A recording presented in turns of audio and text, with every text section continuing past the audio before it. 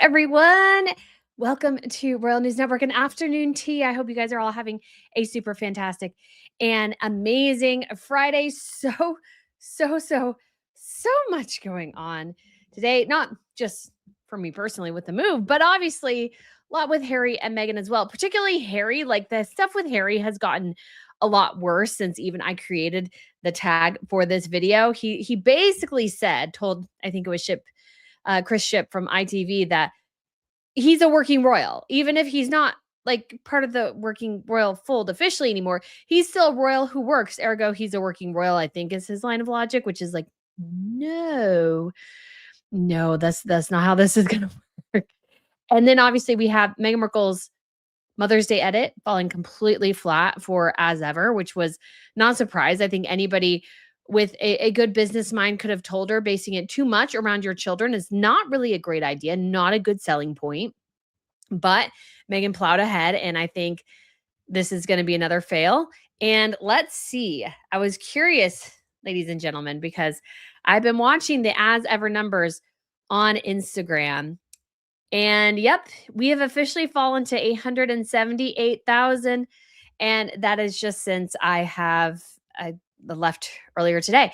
So we are officially kind of sans, like as ever is kind of done. It's dead in the water. I mean, I think this Mother's Day edit was a completely wrong move from her. I don't think people know what the brand is. I don't think they know the brand identity. I don't think they care. I think the products are stale and old and tired and just not really good at all. We also have, of course, the Meghan Markle latest mask slip, which was covered as well by the Daily Beast. I really need to talk with Tom Sykes, guys. Hopefully after I finish the move, it'll probably not be until May, guys. I'll finish the move. I actually fly out to Sweden on Monday, by the way, for King Carl Gustaf's 80th birthday. I do have my placements for the celebration, so I'm excited about that. Didn't get the gala, but we do know at least the Norge is going to be there, which is the Norwegian royal yacht. So I would imagine the Danborg is going to be there as well. And I will be parking outside the Danborg and the Norge, hoping to see somebody as they depart. So much going on. Obviously, so sorry we were a little bit late getting started today. Thank you so much for your patience. I really do appreciate it. And again, we're in stark surroundings. You can't see anything behind me, but I can assure you it's a hot mess in here. And we just we're trying to figure it out, ladies and gentlemen, as we go. It's going to be so much. And yeah, it's been a crazy week, but I think the big problem is, and I guess we can start here. We do have a couple of super chats and things coming in, so we'll answer those real quickly, but I just want to put a pin in the idea of this Harry on his own thing is not working. And he does not seem to grasp the reality that he chose. And if he's not going to, somebody has to do it for him. And yes, Charles, that is going to be unpleasant, but it has to be done. Guys, things are getting bad. So guys, we will go ahead and begin. But first, we have Becky, who gifted 1 Royal News Network membership. Boy, thank you so much, Becky. I do have some little videos I've taken during the moving process, so hopefully I'll be able to edit together and share with you all as we go through this whole for the members about how I've like done this move, and I'm so glad I didn't jump on a place right away because I don't want to move again for quite a while. Like this has been rough. It's been a while. Did get somebody to clean my whole place today, which was super nice. So I didn't have to do it. There's at least one thing that I don't have to think about, which I'm so grateful for. So very appreciative. Carol, thank you so much for the super chat. Said, Harry's delusional. Harry's a loose cannon with diplomatic and dynastic implications. The UK government and King Charles needs to address the situation immediately.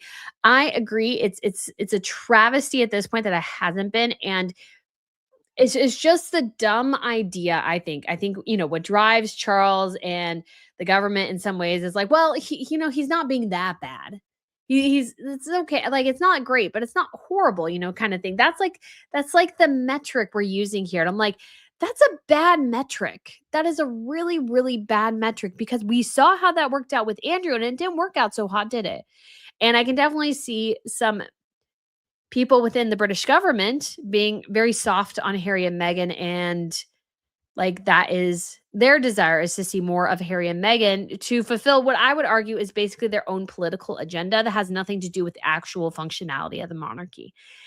It's wildly dangerous and it needs to be addressed. Like, you just can't let this go on forever, especially when Harry's going, well, the United States and the UK need to put more towards Ukraine. It's like, dude, like, pe- countries aren't a piggy bank for you, Harry, to delineate where money goes. Like, you are, I mean, again, I hate to say this, but the guy is kind of dumb. He doesn't know he's that dumb. I think somebody said in the comments, which I thought was really funny, is that they think that the speech Harry gave in Ukraine was written by AI. And I could actually see that because I felt like there was a lot of nuance with the nuclear situation that was missing. And I was like, why are we sticking this in here? And then why are we going, oh, well, the United States must abide by the agreement it had. And honestly, guys, I don't know the intricacies of the agreement. I would have to do some research on that. But I feel like based on all that I know about history, we are missing some broad strokes here. And we're missing a lot of nuance. And he's just a convenient patsy. He's a convenient pawn and he's really dumb and he's very useful as a pawn because he's dumb and he doesn't realize he's a useful pawn because again, he's kind of dumb. So that's a really dangerous combination, by the way. That's like a hugely dangerous combination. And we do also have Carol who gifted one Royal News Network membership. Why, thank you. Thank you so much, Carol. We really do appreciate it. And somebody in the chat, I'm sure, is appreciating it as well. So let's begin. Let's see if we can get, unfortunately,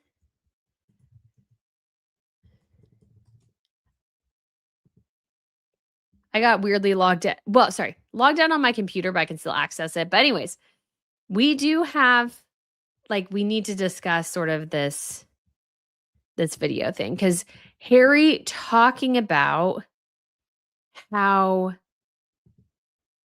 he's part of the royal family is just insane to me. It's just insane. He's basically saying, I'm a working royal. There's nothing really you can do about it. But it's like, it's important to, let's say, address, guys, that you can be royal and work, but you're not a working royal. There's a difference. Working royal should be a working royal with like a big W and a big R, which means basically you are a member of the royal family who works on behalf of the government, representing the government, these sorts of things. You have an official capacity as a member of the royal family. That's what that working royal status implies. But there's a lot of royals who work, and not just like immediate, but extended family. So, like, there's a lot of people who are technically part of the quote unquote royal family, but they have separate jobs. They do separate things. They are not a working royal. And Harry's the only one who doesn't seem to understand the life he chose. He's like the only one who doesn't seem to get it. And I think honestly, like, I get the idea. The mentality is, I'm sure from his PR team, is that, well, if you say it enough, people will believe you, number one. But number two, like, you are working royal. They're just not allowing you to work the way you want to. And I mean, you are as well. I've heard this as well, like that he can speak on this topic and he doesn't have to be, shackled by the institution. Harry, again, you're kind of a dumb guy, so I understand why you don't understand. But royals have to be very, very careful. They have to walk a very, very tight line between, yes, acknowledging the human strife that has occurred in Ukraine because of the war effort and the challenges that poses from a humanitarian level. But you have to be very careful not to get engaged in the political side of it, which, obviously encompasses geopolitics, it encompasses foreign relations and diplomacy and a heck of a lot of money. And the royals don't say anything too specific because there's a danger there when you don't know enough. Royals are given a fair amount of information on things, probably above what us most normal people would get in certain situations when they're meeting with somebody high level. But there is no way on this planet that Harry has all the information that the royals do. and understands the nuance of the situation. Royals have to be careful. That is their job. Harry can spout his mouth off, that's fine, but they're not being shackled because they don't want to argue for the plight of the Ukrainian people. The royals have to be sort of quiet on certain things because what they says has implications on the government. It might not be government policy. And there's a whole slew of things in the background going on that have nothing to do with the royals to a certain extent, but they do have to follow these certain guidelines, these certain rules. And this is how you keep the balance. You just can't go off script and say whatever the heck you want. That's not how this works. That's not how this works. And there's, again, a huge, massive danger there. So when, again, a good comparison is King Carl Gustaf of Sweden went to Ukraine this week as well. He is the head of the state of his country. He has been that for over 50 years now, celebrating his 80th birthday next week, but he's been king for over 30 years. Sorry, over 50 years, because we celebrated his golden jubilee in 2023. So he is there in an official capacity as head of the state of Sweden, recognizing Swedish foreign policy and addressing those particular issues with, you could say, the people and the government and these sorts of things.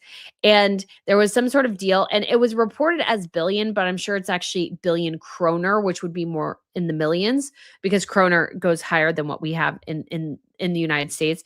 So like when I'm in Denmark, I pay 320 kroner for whatever I'm buying. I don't know how much money that actually is, but it's not $320. It's like $30 or something. The Scandinavian countries do their money a little differently, kind of like Japan does that in their way. Again, I don't know the intricacies of everything, but just to clarify. And Sweden, again, has a vested interest and is a bit more aggressive in some ways on the Russia issue because it shares a border with Russia. They have had a long history with Russia, and Russia is a territorial threat in their region, much like Ukraine. So actually, Ukraine and Sweden, I think, have a lot more in common on this issue.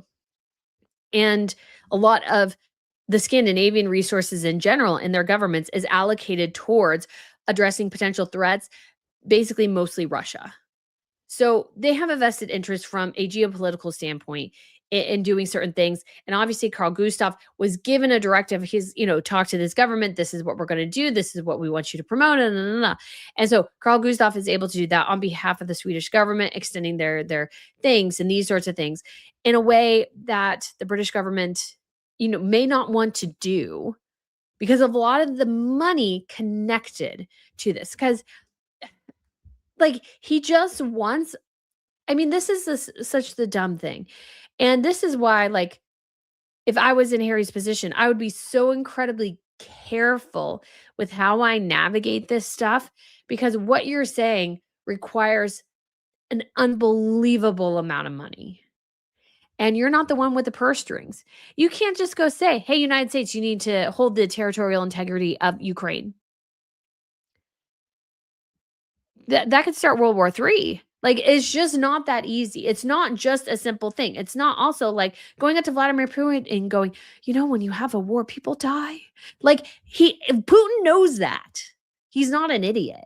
And so there's just such a disconnect, an imbecility of Harry, a buffoonery. And the more he talks about this, the more foolish he looks. And I think by extension, the more foolish the royal family looks. Because this guy is utilizing, again, his connections to leverage himself for attention and these sorts of things. And it's just wrong on every single level. And Harry's just, again, too dim to understand what an idiot he's being.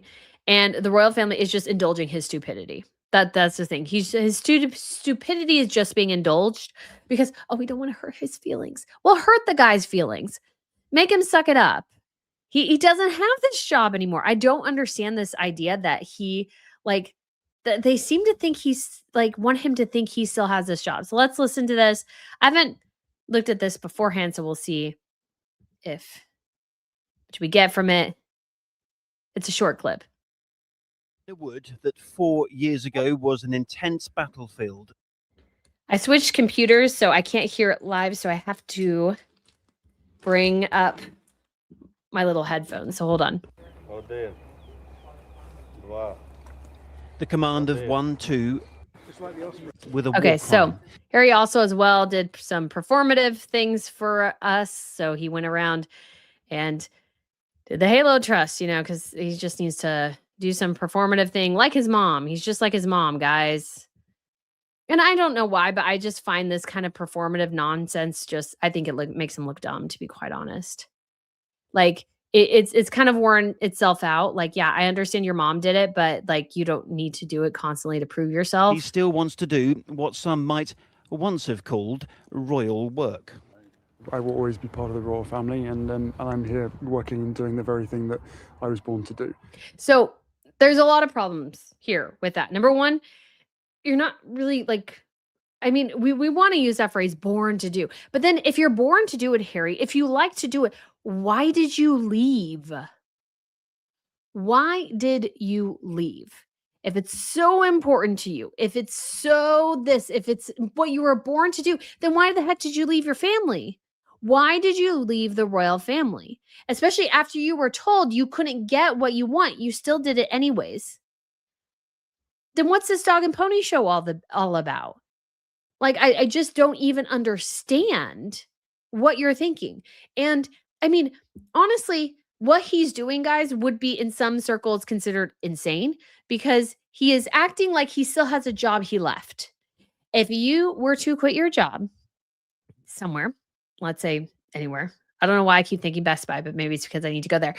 Best Buy. If you left your job at Best Buy and you kept your shirt, do they still have shirts? I don't know. Anyways, but if you left your job at Best Buy and the next day you show up with your shirt on as if you still work at Best Buy, they would call the cops on you.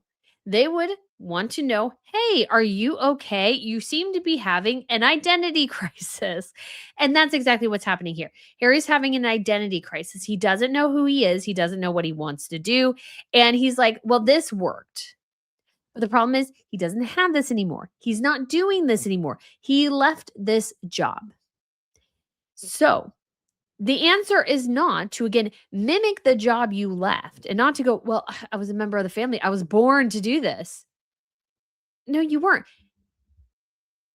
Well, actually, I should rephrase that. You were. And then you abandoned it for something you thought was better. You thought going to Hollywood would be better than being a working royal. Your wife convinced you of that. Now, granted, of course, Harry went along with it, guys, but I think a lot of it came down to Meghan Markle whispering in his ear going, this is going to be great, Harry. If you go here with me, Harry, this is going to be wonderful and amazing. We're going to be a huge success in Hollywood. Everybody's going to love us, don't you know? Like, this is going to be awesome. This is not his job anymore. He left this job. He represents nothing. But he thinks that he represents the UK. Like he wore, when he was doing his speech yesterday, he wore a UK Ukrainian flag pin. Like them tied together. That's what diplomats do. Guys, I have a pin because I worked at the State Department. My thing is somewhere. Anyways, I have a pin that is a Scottish flag and an American flag. And I have that because that's what people like, a lapel pin. Sorry, I should have specified lapel pins. My apologies if I confused you there. I'm like trying to see if I have one handy and I don't really.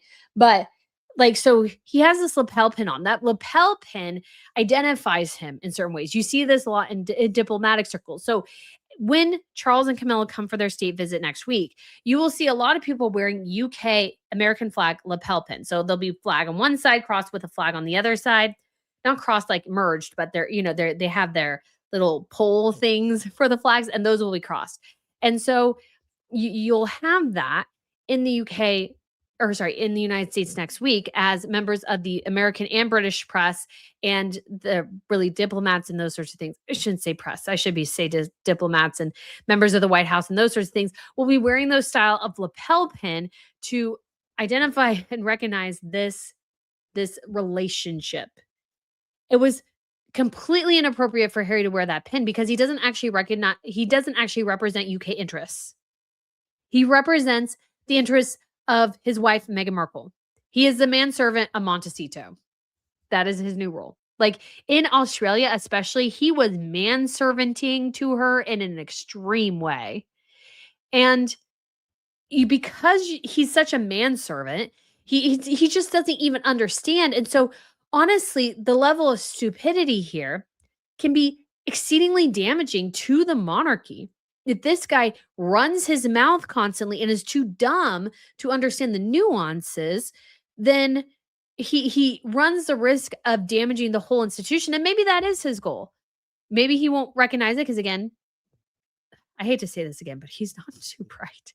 And so maybe he's just going to run his mouth, and it's just going to, he's just finally going to recognize that, like, wow, I did something stupid. But he can't recognize he did something stupid. Obviously, leaving the royal family was stupid.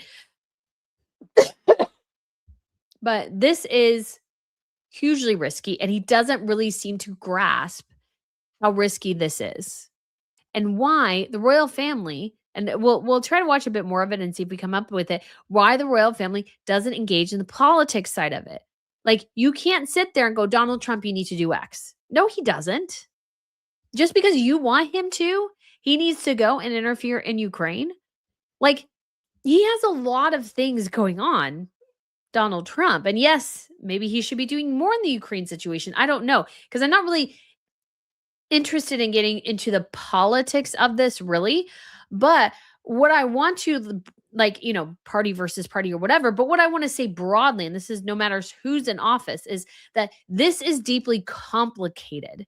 There is money, power, influence, weapons. You also have to think about Russia as a nuclear power. Don't push it too far, otherwise they might throw the nuclear option. Like, there are so many issues here, and I am 100% on the idea of, obviously, Ukraine protecting its territorial integrity, but Ukraine has been known as well, just saying this all right, for having overall issues of corruption.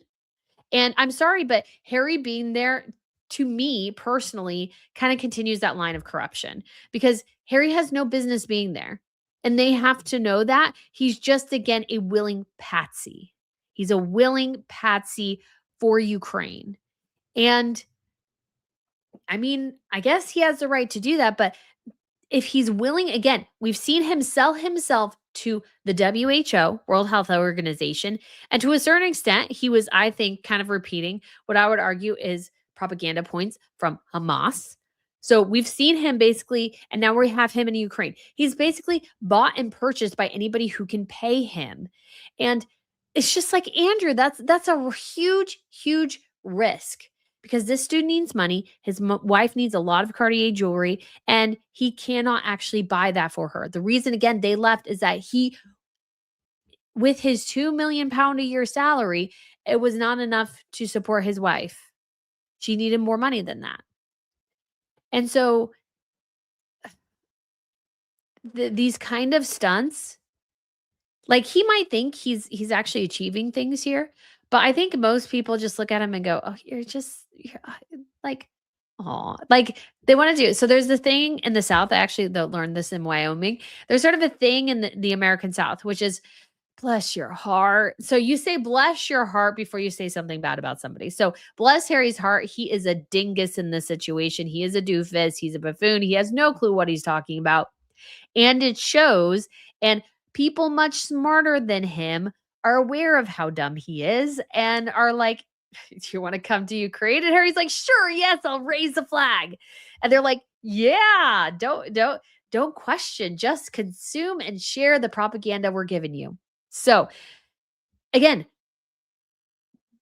big problem for Charles. And I know Charles wants to have a relationship with Harry and whatever, but this is not a problem that's going away. So let's see if there's more to this, because I think there's also something else he said. Again, that bit about the royal family not being able to talk about certain things. And I enjoy doing it. Now you're no longer a working royal. Do you feel emboldened? Do you feel like the shackles are off, that you can talk about things in the world in a way in which you couldn't before 2020?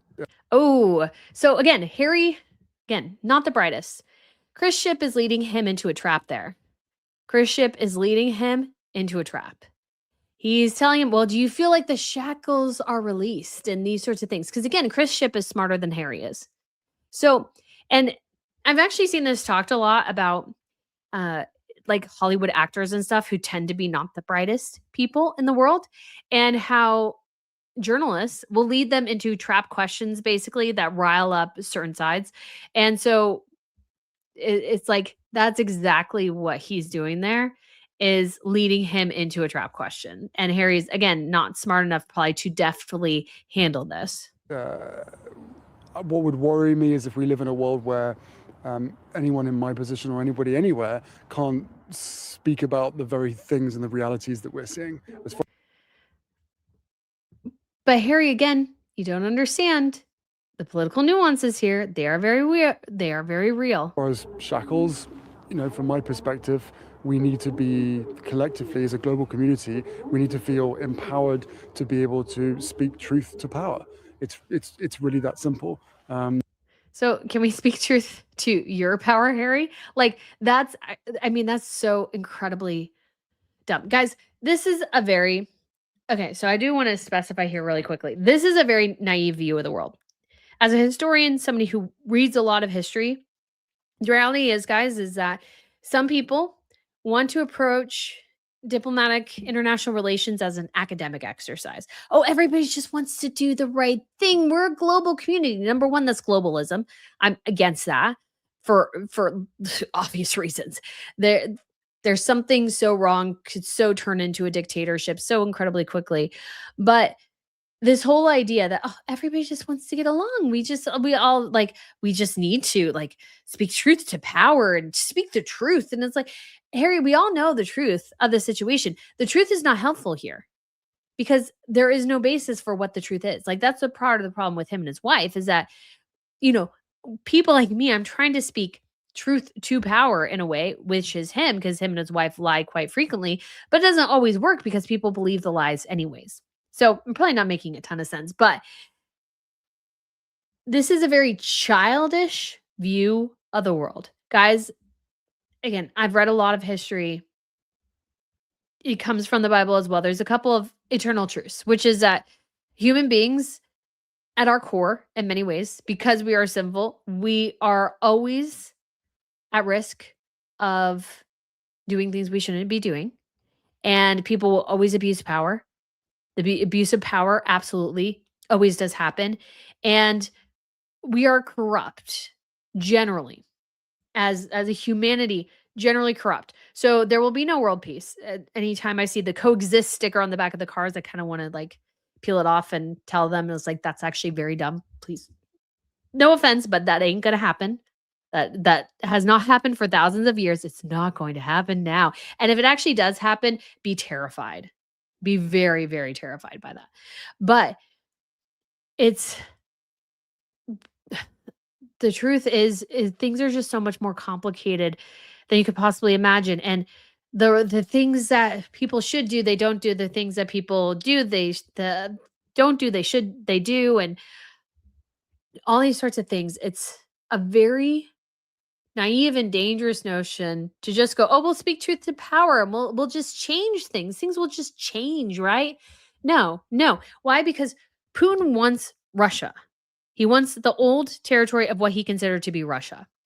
And he will trample over anybody to achieve that. It's not logical. That's the thing. It's not logical. I actually have sort of a theory that, especially when you have like absolute power, it tends to drive you a bit crazy because we as humans are not capable of actually handling mentally a certain level of power over people. It just drives them crazy. You see this in a lot of monarchs. They just kind of go crazy if they have an absurd level of power that you just can't handle it. You just can't handle that absurd level of power. And people do things that are illogical, irrational to you. So the actual trick to understanding, you could say global politics and these sorts of things, is actually sort of understanding the logic according to the person you're trying to analyze. What is their internal logic? Because it's not yours. because Harry's like kumbaya approach isn't going to work because that's his approach, but that is not Putin's approach. It's not Xi Jinping's approach. It's not, let's say, the whoever's head of Iran now. It's not their approach. There's a lot of countries where that is not their approach. They don't really care. Power is more important to them than anything else. The ability to wield that power and for people to see them as powerful is infinitely more important than the people they're supposed to serve. And there's a lot of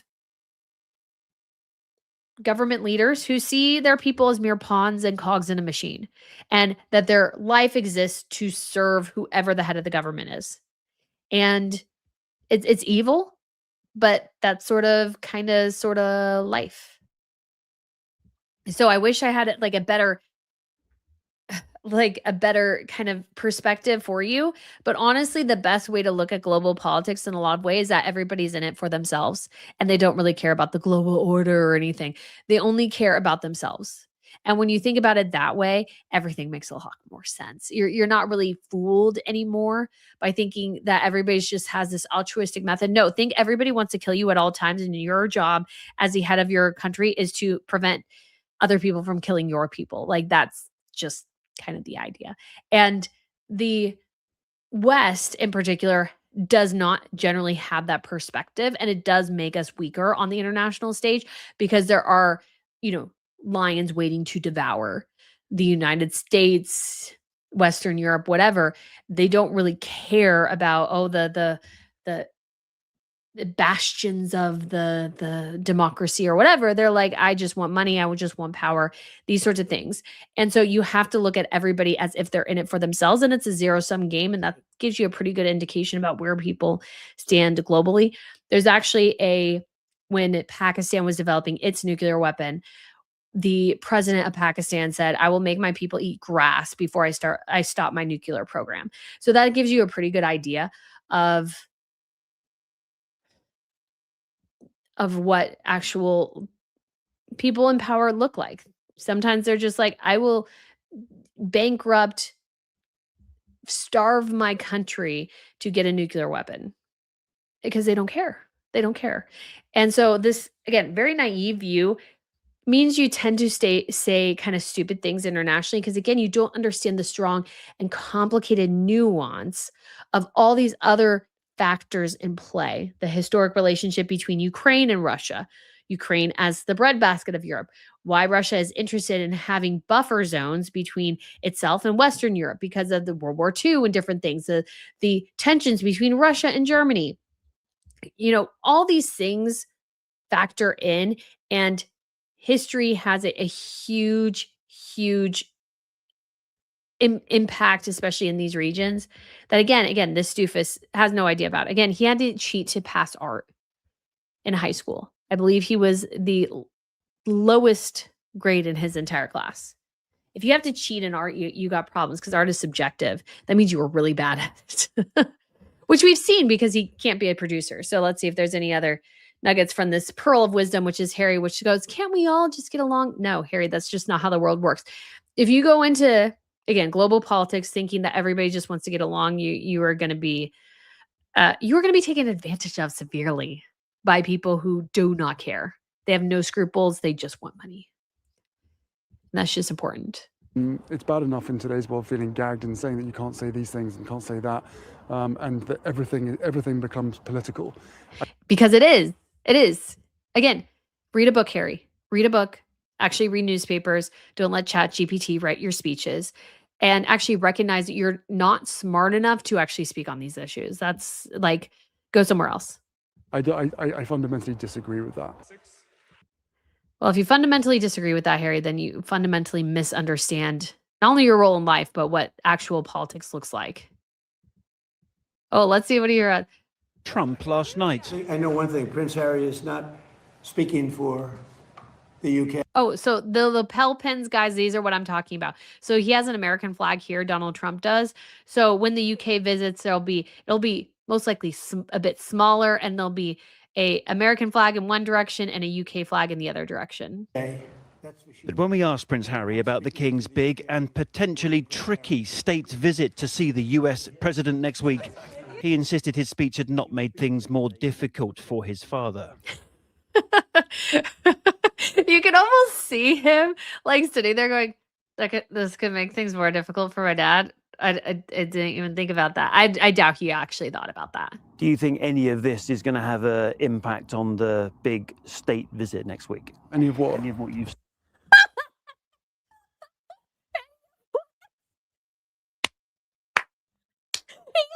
Genuinely confused. Oh my gosh, we have to watch that again. Oh my gosh, he is genuinely, what? What did I say? You can't claim royal status and then be surprised that your comments have an impact. Oh my gosh, we have to watch this again. This is hilarious. Oh my gosh, he is so incredibly dumb. This is so funny. his father. Do you think any of this is going to have an impact on the big state visit next week? Any of what? Any of what you Like he genuinely, he doesn't know, guys. He doesn't know. This is genuinely a dumb face. He doesn't know. He doesn't know, and that's even more terrifying. It's one thing when. So this again goes back to this idea of understanding where people are coming from is how you read them. In this particular situation, he actually is more of a risk in some ways, because if you have somebody and the machinations are trying to run behind the scenes, you can kind of address them and kind of make sure you're preparing for certain things. He genuinely doesn't know that he may have made things more difficult for his father. He's genuinely unaware of that. He genuinely is. He looks stupid. He looks stupid. And he actually looks stupid. He has no clue. And that's terrifying because, again, if somebody has manipulations, but you know what their end game is, you can kind of read them and prepare and again analyze. But if somebody's too dumb to actually know what they're doing, then that means they could be moved in any direction and you just don't know. And there's a true danger there because he doesn't know that what he said and what he gave in that speech might negatively impact his father. He genuinely does not know that. And that should terrify the palace. This again is why you must pull the titles, places in the line of succession, break the mold, break the glass. You might save yourself in the end. Because he is going to step in it and he's too dumb to know when he's going to step in it. And he has handlers who are smarter than him, who maybe have their political ambitions, including his wife, and he doesn't know. So guys, I'm going to have to screenshot this here real quick though, because oh man, that's hilarious. That's hilarious. That even just the facial expressions is insane. It's insane. you've said here will have an impact on a big He's like looking off going, no. state No, I visit. don't think so. Oh my gosh. That is so bad. You can tell he's all of a sudden like, oh, that could have been bad. Not at all. No, he knows he stepped in it. Let's watch this whole thing again because it is 15 seconds. I want you guys to watch the whole thing because I think that once Chris specifies that, oh, this could be dangerous to your father, you can see actually Harry freak out. So I may clip this for later and slow it down because you can see actually the brain process and go, oh my gosh, what? Because Harry, again, guys, is trying so hard to seem like he cares about his dad, but he just doesn't genuinely know. So again, we'll watch this here and watch the whole interaction. And so again, you see all of a sudden him go, when he's asked this question, he doesn't know that he stepped in it. And then he goes, oh, no. He doesn't know, guys. His father. Do you think any of this is going to have an impact on the big state visit next week? Any of what? Any of what you've said here will have an impact on a big state No, I visit. don't think so. Not at all. Guys, I mean, I don't know if I can can I put in a poll? I don't think I can. But guys, he seriously doesn't know.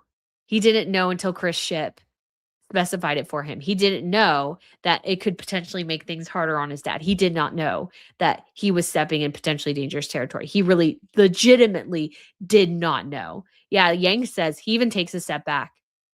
He does. Yeah, Carol says, I'm gobsmacked by how dumb Harry is. Yeah, he doesn't know. He does not know.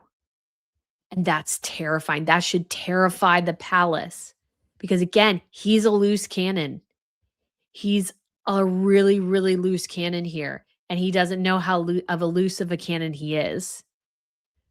Wow. Okay, we're going to have to watch that one more time, guys, because that was amazing. His father. Do you think any of this is going to have an impact on the big state visit next week? Any of what? Any of what you've said here will have an impact on a big state no, visit? I don't think so. Not at all. He genuinely doesn't know. He doesn't know. He does not know. Let's see if there's, I just want to see if there's any, I don't really care what Chris Ship has to say, to be honest. Okay, so we're at Washington, D.C., because obviously this visit's going to be huge. But this was, again, if the palace is not taking notes here, they must take notes. He does not know that he's stepping in dangerous political waters here. And I would know that. And granted, not everybody knows this.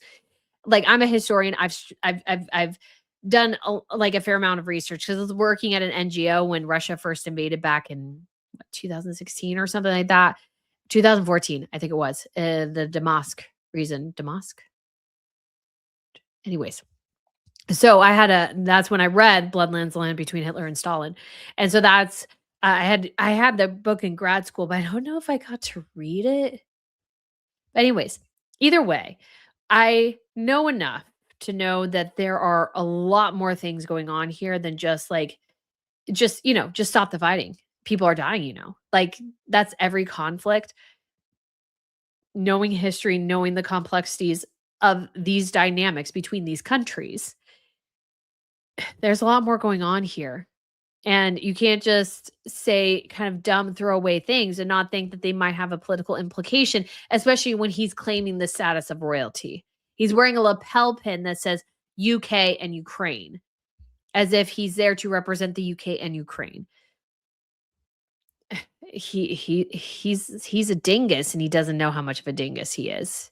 And that whole exchange, guys, I'm just gonna clip that and slow that down and post that on X, because wow, it's so incredibly telling that he doesn't know, guys. He does not know that he might have screwed things up for his dad. He genuinely didn't know. And that, again, really should concern Charles. I appreciate him wanting to have a relationship with his son. I understand that desire in a lot of ways, but Harry's a loose cannon, and Charles needs to start addressing him as such. You can't just say, well, like the whole idea at this point, we talked about this last week on Afternoon Tea, but the whole idea is that, well, as long as Harry and Meghan don't do anything too egregious, okay, but he's obviously stepping on landmines, literally and figuratively in some ways. He will walk through a landmine field. So he's literally kind of figuratively stepping on landmines, and he doesn't know it. And who's to say when he might step on like a nuclear landmine? And by that point, you've let it go on for so long. He doesn't understand. He's obviously as well, like the lack of intelligence here, guys, is very concerning. It's very, very concerning that he genuinely did not know that this could play badly for his father. And he has people who are smarter than him manipulating him into saying things, and he again doesn't have the wherewithal to protect himself. And that's, again, very, very concerning. So guys, Harry, dude, sometimes you just got to know, like, guys, never trust me to do math. I am not good at math. I will always pass the math baton to somebody else, always and forever.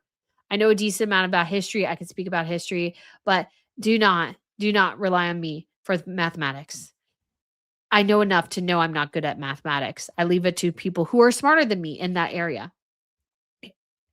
Harry doesn't know that he's not smart enough to deal on these topics, and he thinks he's somehow helping the plight or the cause or whatever, not realizing he's just a convenient stooge for I hate to say it this way, but the Ukrainians. He's a convenient stooge for them right now. And that's a problem. It's a problem. All right, guys. So let's go ahead. We had a couple of super chats come in, so we will get these here. Dizvan, thank you so much for the $5 super chat. Said, what are your thoughts on the media not having access to the Oval Office when the King Charles and Trump meet? So I haven't delved too much into that. I do apologize, but you know, there is, I think, a certain extent, like there'll be plenty for the public consumption, but there are some things that do need to happen behind closed doors. And so I respect that. I respect and understand that there might be some things where it's like, you know what, we're meeting behind closed doors. Actually, Maxima and Wilhelm Alexander, Donald Trump and Melania met them outside the White House. And then they went inside. They took some pictures outside, went inside, had a handful of pictures taken, and then the press left. So most of the actual conversations and everything happened outside earshot of the press.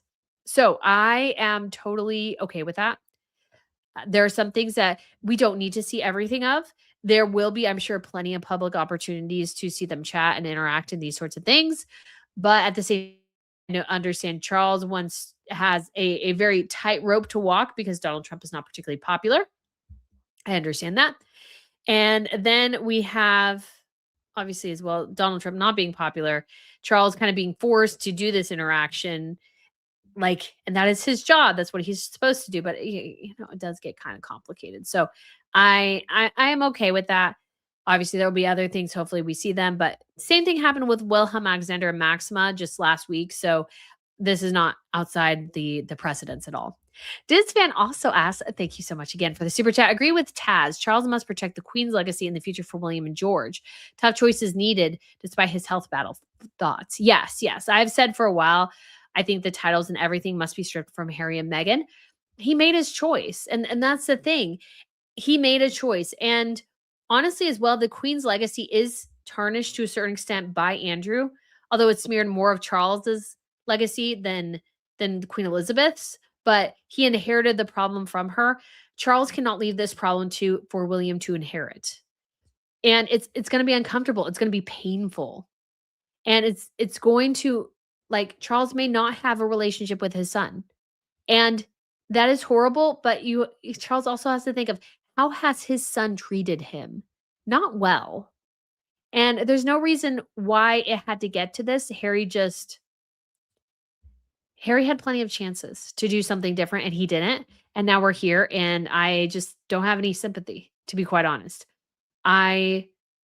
Charles has done what he can. I don't know what else he can give or do, to be honest. Carol, thank you so much for the super chat. Said, we are past minor issues. We are at DEFCON 1. Yes. Lack of intelligence there, especially in his eyes, especially all of a sudden realizing, oh, this could play badly, really? Again, we should be very concerned. The palace should be very, very concerned. And the palace should be concerned as well, of course, by Meghan Markle monetizing her children in the way that she is. I think that is deeply, deeply problematic here, guys. So incredibly deeply.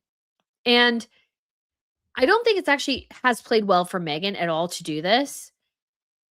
I actually think it's actually been rather negative. So we'll go over all the kind of the failure of this particular edit, but I do have to say, guys, so usually when she does launch something new, we do get a little bit of a bump in followers, not much, but guys, we're officially at 878,000. So this is not the end all be all, the subscribers numbers or follower numbers or whatever, but what I've seen is, I think she got all the way up to 885, I think, at one point. And then sort of but it was starting to tick down. And then when she claimed, oh, I got this power back from Netflix, I run the company now, it kind of popped up again for a second and then started ticking down again. And it ticks down even more. And again, it's kind of a bummer that you guys can't see it, but if I hover over the number, if you're on a PC or a laptop, you can see it.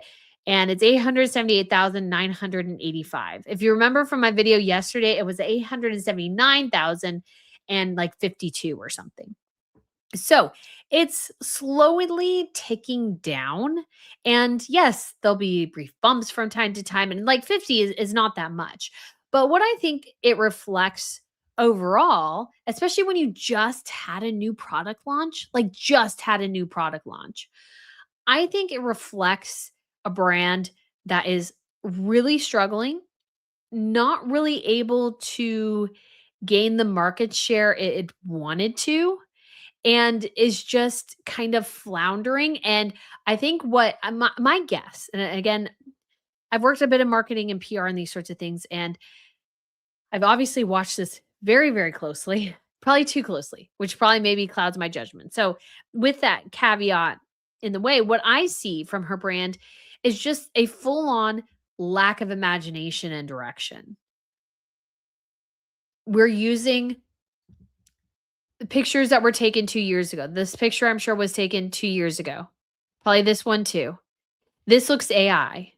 This looks bad. That looks bad. That's an old picture, I'm sure, maybe. That sort of looks, that's just not great. And we have like, professional photo shoot here, but like to what end? And this honestly, this flower arranging, it didn't sell out. It didn't move very well. And I think this Mother's Day edit really played much poorly than I think Meghan Markle probably anticipated.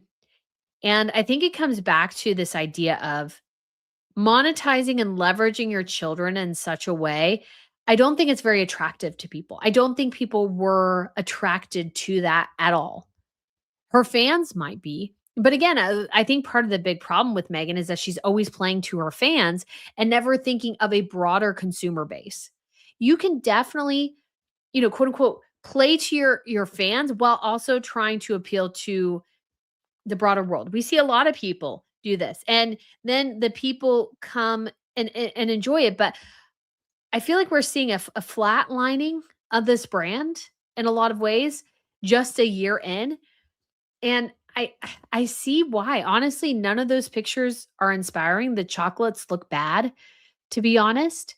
And monetizing the children.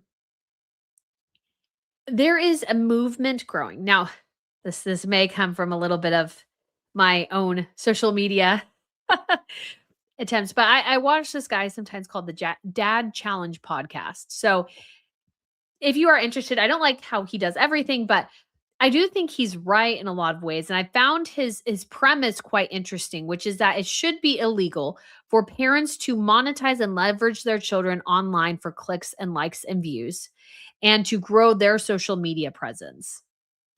And this is an idea that's catching on because obviously, again, you have the situation with Ruby Frankie, Micah Stauffer, that really kind of exposed family vlogging, which is kind of the genre, as being sort of exploitative, especially for kids. Like there will be some people who go, well, I'm teaching my daughter how to shave her legs, or my kid's going to the ER for the 10th time.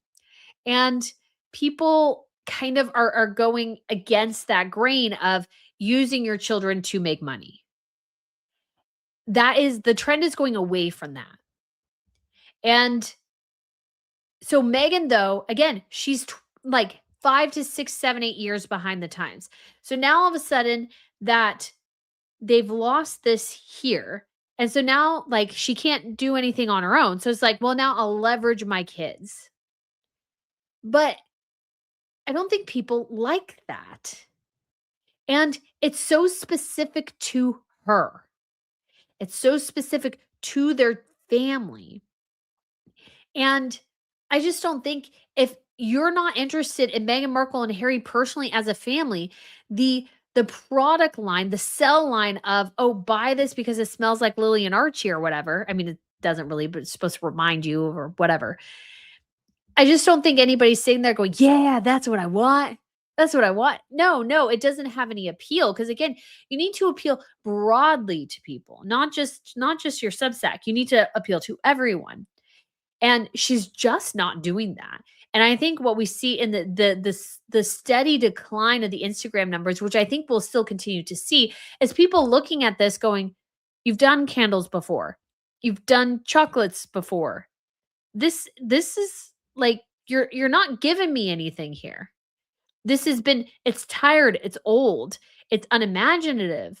And especially right now with prices being so high, what you wanna do is price things better. She's overpriced things in an economy where people are struggling with groceries and gas, and she's saying, "Oh, buy my $64 candle."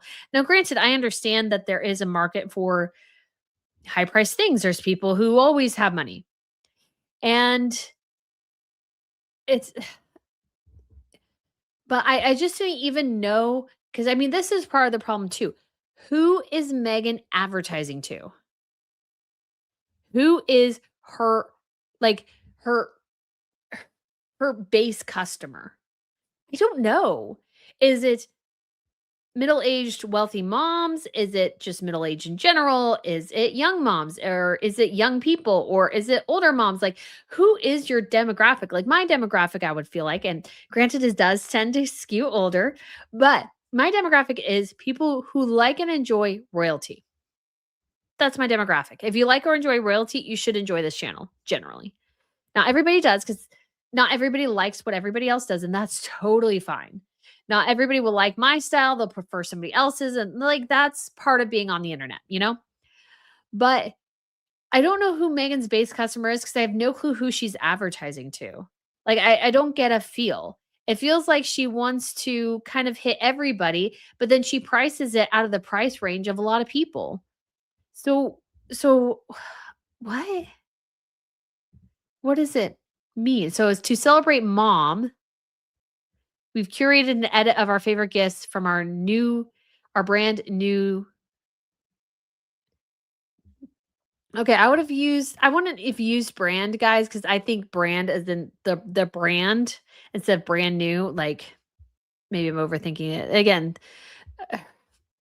the writing for as ever and everything has always been so bad, guys. It's always been so bad. To celebrate mom, we've curated an edit of our favorite gifts from our brand new Mother's Day collection alongside as ever staples. Again, I hate that she lowercases the E. I just hate it so much. And then she capitalizes it here. This is just, oh, it's so idiotic. Shop our Mother's Day gift guide on as ever or at the link in the bio.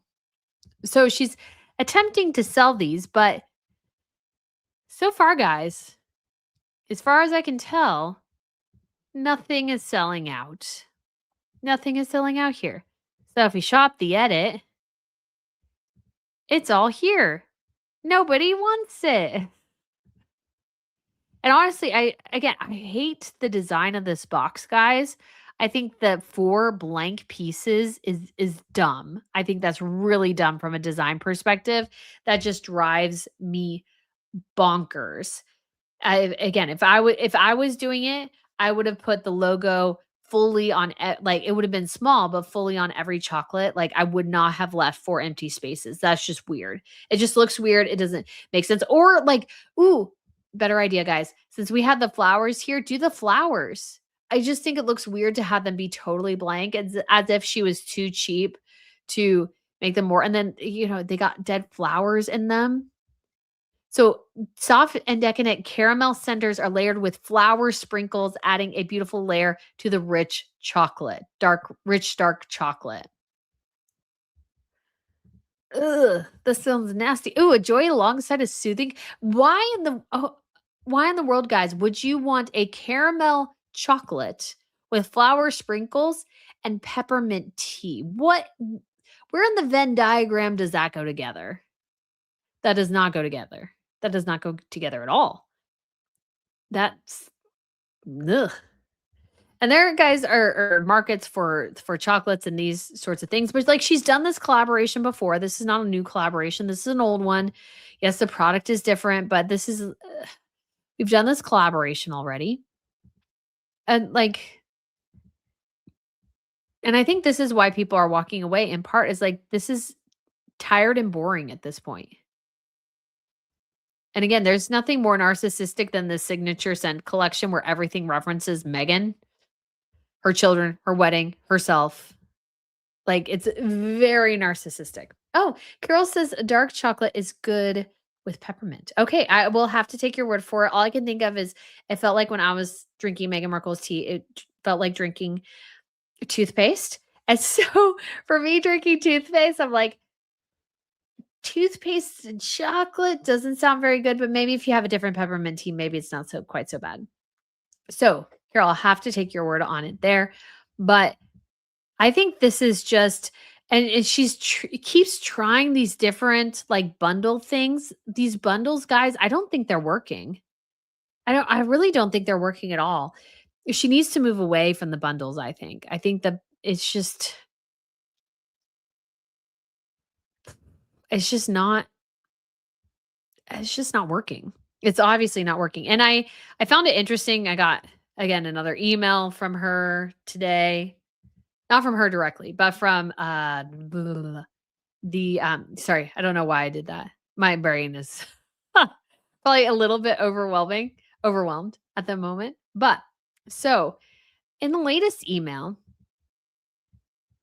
let's see, because it's just I'm just always surprised and flummoxed by her. It says to celebrate those we love, we've curated an edit of our favorite gifts from our brand new Mother's Day collection alongside select as ever staples. Each piece invites a slower pace, a moment to unwind, and the kind of small indulgences she deserves every day. So honestly though, like I hate they always use this like slower pace moments of the day, like that sort of imagery. And honestly, guys, it's just not working. It's just really not working. It's I don't really understand quite what she's talking about in some ways. And you should when you just say she, you honestly should probably put mom somewhere in here, like describe each piece invites mom when the day we're celebrating her or something. There's some script there you should be able to put, but I honestly don't think and they're like, order by this to get ground shipping, order by this day to get expedited shipping. I honestly don't think, guys, these are shipping well. I don't think any of this is selling well at all.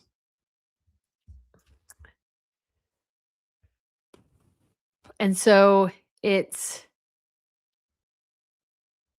one of those things where I think if she had a better idea, it would have worked maybe a bit better. But honestly, there's just no ideas here. There's just nothing here to this brand. And it's really slowing down. I think people are checking out. It feels like there is just nothing new. The and people have candles. The problem with going with candles is that it's an oversaturated market. Everybody's got a candle. And I think even though I think jam is still kind of a dumb way to go, I do think jam is a little bit at least that's something not everybody does. But man, candles, they're a dime a dozen, man. They're a dime a dozen. There's no new, unique, or interesting candles on the market out there. There's just not. And I think to overly go in that direction is a bit of a mistake. And I think it was a huge, massive error to make it all about her children. Because again, we have the societal flip away from parents exploiting their kids online overall. But we also have that it's so much about her that it's like it's just the most narcissistic brand ever. That's what it feels like. And I don't think people want to overly indulge in the narcissism. Like they don't want to fuel your delusions. Like they don't want to. And it's overpriced. It's really overpriced. And so I think she needs to come up with something new. She's already done a chocolate collaboration. We did the flowers that failed, so I guess she's going back to chocolate, but she hasn't really come out with anything new this year. I mean, the candle scents are technically new, but we have no new actual products. Everything is a holdover from a different time. And so we just keep having the same thing again and again and again and again, and just none of it's working. And I just feel like she doesn't even really like it. She doesn't like it, and yet she still continues to do it. It's just not gonna work. It's just I think it's just going to fail. Just massively going to fail. She just doesn't have this. And my mom was watching something downstairs. And if you remember, I'll try to have my mom on at some point in the future here. But my mom was watching something about, like, it was one of the a body language guy. It wasn't the body language guy, a different one, talking about, like, and we were talking about how she barely had this business off the ground and is going around doing a massive victory lap as if As Ever is a huge success when it's like, again, had like 2 launches and she's claiming victory. But people, yes, you do get them on the curiosity, but it's if they come back. And I think what we're seeing is people aren't coming back. People are not coming back to Meghan. And this brand is just going to, I think, flounder and fail.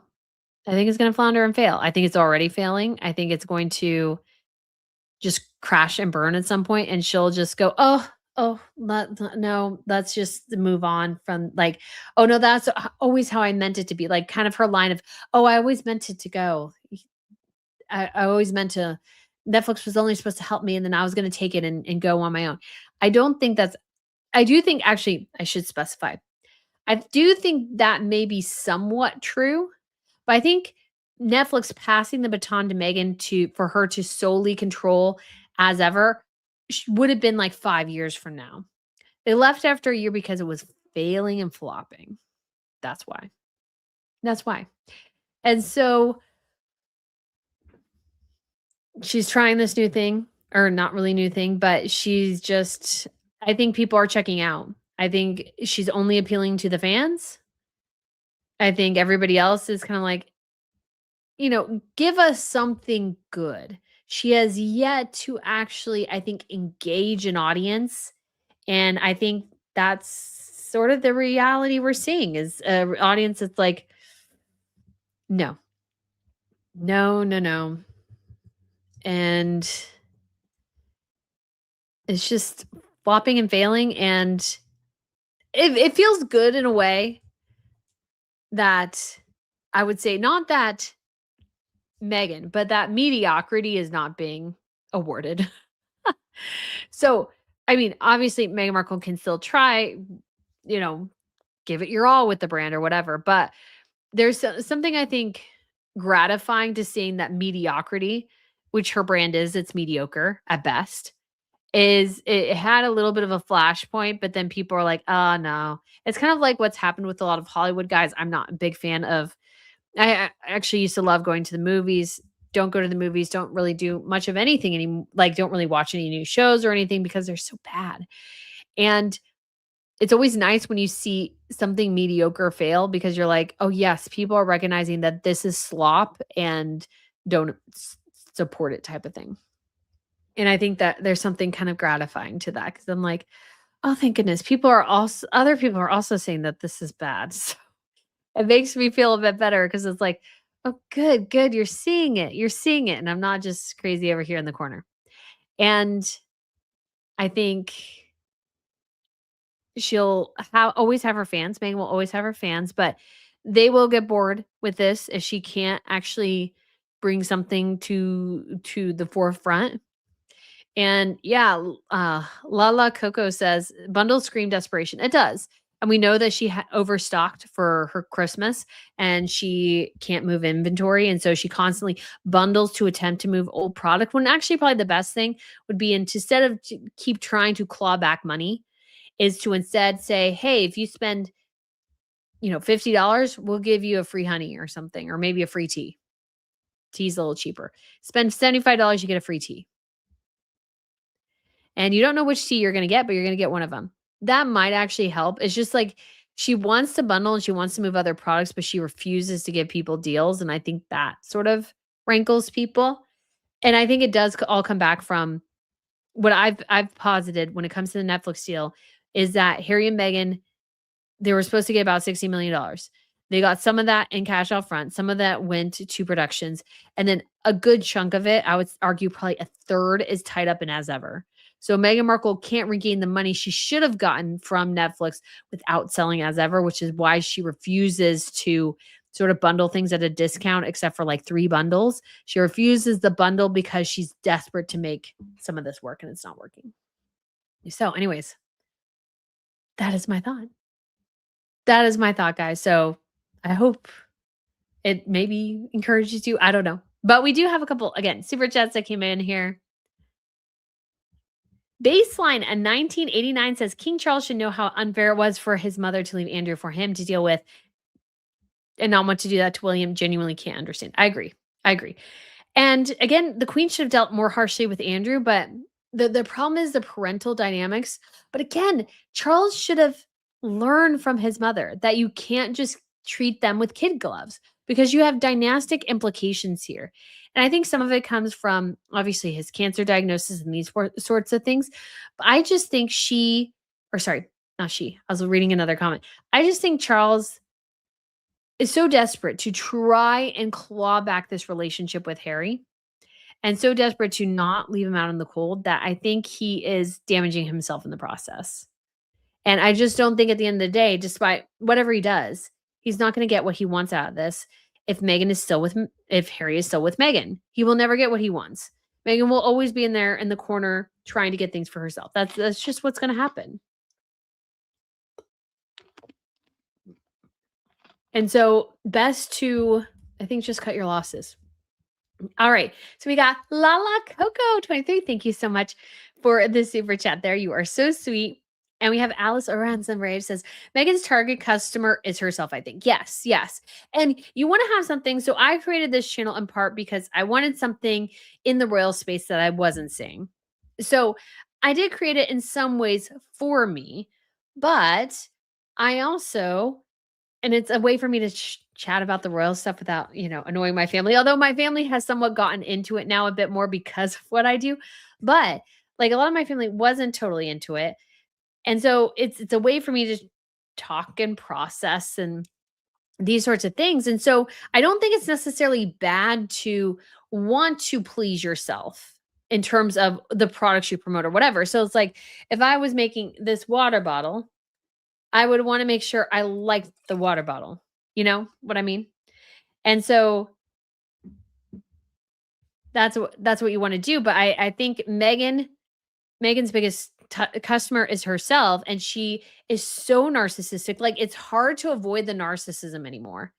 Like she's so insanely narcissistic that she created a product based solely around her children's birthday and doesn't understand, or I think doesn't recognize why people don't really care enough to want, like, just even the narcissism to create a product like that is actually pretty insane. All right, and Lizzie P gifted 1 Royal News Network membership. Boy, thank you so much, Lizzie. I really do appreciate it so much. And so, guys, let's move on to another topic of discussion. Oh, and really quickly, this is actually kind of an interesting thing. So Meghan Markle's one-off, just really, really quickly, this whole kind of shop my type thing that she has. What's kind of funny, guys, is that she had a picture up there at one point of, it was like a paparazzi shot and of her and Harry getting off the plane, and she had added it to her collage and then she had taken it off. And I'm like, but to me, when I looked at that, I was like, that is so narcissistic of you to obsessively look for things of yourself and then like post it. But I forgot to get a screenshot of it before it went away. Double checked again. It's still not there. But I think people are like having a tougher time not seeing the narcissism and not seeing, I think, extreme levels of narcissism to the point of disconnection with reality. So, of course, there's narcissists out there, but there's, I would argue, smart narcissists who kind of are like able to know and understand that they only really care about themselves, but are able to interact with other people and create products and brands and companies and these sorts of things. Meghan Markle is not that narcissist. She is such an insane narcissist that she literally can't see beyond the tip of her own nose. Like she is so insanely up her own butt that she just cannot disconnect. And that does not bode well.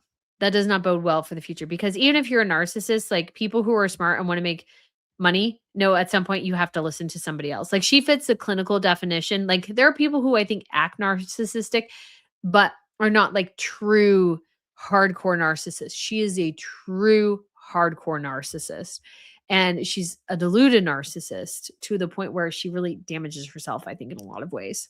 So, anyways, oh, Clifford asked, where is Doria? So, guys, because of Meghan Markle's, again, dumb naming convention for her candles, which don't really make a ton of sense, like just numbers based on dates that she's not even consistent on when it comes to the naming convention, because she did 084 for her birthday, but 604 for her son's birthday, even though they're both single digits, August, June. Yeah, not so great. But like the only way she can go now, given how she's created it, is more birth dates. So we'll get a Diana birthday one, I'm sure, a Queen Elizabeth one. Maybe when Charles dies, a Charles one. Like one for her mom. We'll get more of that. And it's like that's just like she's put herself into a corner, really, with the naming convention. She should have just gone with like something cheeky or something, like, but she's just not smart enough to be that creative. She thinks the date thing is creative. It's really not, especially when you can't even be consistent in it. It's not that creative. It's not that interesting or engaging. So, anyways, let's move on to, I thought this was really interesting and I wanted to do a whole video on it, but then of course I've been so busy. Like I've like, especially with gas as high as it is, I hate that I have to put so much gas in my car because I'm like running here, there, and everywhere, trying to like go to my house, go to my new place, go to the storage unit, like drop off donations. Like I have so much that's just, anyways. But I did want to highlight this because Meghan Markle's staff exposed shocking ways she treats them. So this is from Tom Sykes. And this is in reaction to a video, and we'll watch the video, of course, of Meghan Markle glaring, and this was originally in the Daily Mail, glaring at a staff member. Now, I'm always like somewhat cautious of some of these things because I think some of them do get really blown out of proportion. But what I thought was interesting is that he's addressing it and that former staff members are reacting to it. So I will have to deal with a commercial here real quick. All right, so here's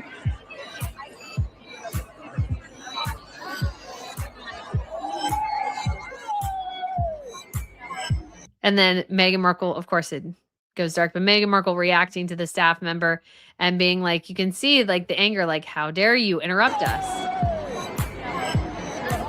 And like, what are you doing? What are you doing?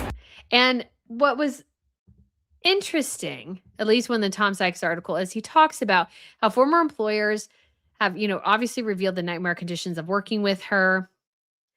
And so it's Prince of Harry's chief of staff, Sarah, who got the glare for tapping him on the shoulder, and says Tom Sykes revealed Tuesday that former staff members told him the clip revived memories of their traumatic employment under Meghan. So what's really interesting is that, not that, people catch this stuff, but that he's hearing still from former employees is that they see that and they know exactly what's happening there. So it's like, it makes it harder to deny when somebody's going, oh yeah, I see that 150%. And, I don't know if it was necessary for obviously that staff member to go and engage with him in that way. I don't know. Obviously somebody was trying to get his attention, so she tried even harder. But I would imagine Meghan is threatened by anybody like Sarah in Harry's life who works for him. But another royal former employee told me, it gives me PTSD. This is what they said after watching this clip. It's classic Meghan, smiling to the public on one side of her face and glowering at you on the secret side where she thinks she is unobserved. The woman treats anyone she has power over as totally disposable. You are treated like a tradesman who was there to fix the toilet. So I really thought that was kind of awesome to see and specify, because it's like, it's important for people to know. And this is what we try to share about Meghan, say we, but like people like me in this space, is that she is two-faced. Yes, she looks so happy and smiley in one minute, but she could be screaming at the staff member next. And it's so important to recognize that she says one thing and does another, and that she is two-faced. And a lot of people have a hard time with that mentality of people being two-faced. Like they just don't totally buy it or believe it must be a plant or what have you. But it is true that some people are completely and utterly two-faced, and Meghan Markle is one of them, and she's not even good enough to hide it. That's the crazy thing. Is that she's not recognizing that like there are cameras everywhere. So best to kind of school yourself. She can't do that. I mean, in part because she's a bad actress. So, for years, it says reporting from outlets, including the Daily Beast, has recounted testimonies from former actresses Saffir. Several former employees told the Beast that Meghan was a demon boss prone to psycho moments. And I did buy this picture, guys. The tension in this face is insane. I mean, number one, people say she doesn't have wrinkles. She has wrinkles all over her forehead. And no shame at all. That's just, obviously life after a certain age. So no problem there. But what's crazy is like the tension in her neck here, the tension in her face. Like she's smiling so hard. She's so incredibly tense. That's kind of crazy. Like she comes across as manic and a little crazed. In 2025, obviously, we had the dictator in heels. We had the allegation from American staffers. They needed therapy after working for her. The Hollywood Reporter said that Meghan was a dictator in heels. Sykes said representatives for the Sussexes alleged that the video, which had been slowed down for dramatic effect, was designed to be manipulative and perpetuate a false narrative. So Harry and Meghan people decided to respond to this, which is like, you didn't really need to respond to this. Again, that shows me they're very sensitive to who she actually is, and that they're trying to shield her because she told them to shield her from criticism that she's psycho, which I think she kind of is. She got with Harry and just went insane. And like staff members know it. So it comes after their, 4-day crazy trip and everything. Oh, and so, oops. So why is that kind of, let's say, sort of important? It's just important to reiterate again that Meghan Markle, despite being constantly criticized for bullying staff members, has still not changed. She's still allegedly bullying staff members, I'm sure. I'm sure she's allegedly still, I would guess, getting angry at people for things not going her way or not the way they wanted to or whatever. Like she's still getting mad and angry, and she still can't school her features and expressions. And it's just one of those things where it just reiterates again and again and again and again that the cycle has not changed. It has not been fixed. She's still doing the same gosh darn thing she has for a decade now since getting with him. And if you can't learn by this point, you're never going to learn. And so Meghan Markle is never going to learn. She's always going to be the boss from hell. And she's going to be one of those tricky bosses who is in some ways very nice to you at the beginning, but then turns at you whenever it's convenient and talks bad about you behind your back when it's convenient. So 150%, guys. It's comforting to see the reality of Meghan again splash across the front pages, but it's crazy to me as well that despite being in the public eye for so long now, she still hasn't learned. And that's the thing that kind of goes back with Harry. Neither one of them will learn. They're going to do the same thing again and again. The same thing again and again and again because they can't learn. They can't grow. They can't develop. Harry's too dumb. Meghan's also in her way very dim. I guess there's two peas in a pod in a way. Because with all Meghan Markle's ambition, it's shocking how untalented she is. And she doesn't seem to understand that she's untalented. Now, granted, she probably has the talent somewhere, but it's not in the thing she's attempting to do. And Harry's just dim in general. He's just dumb.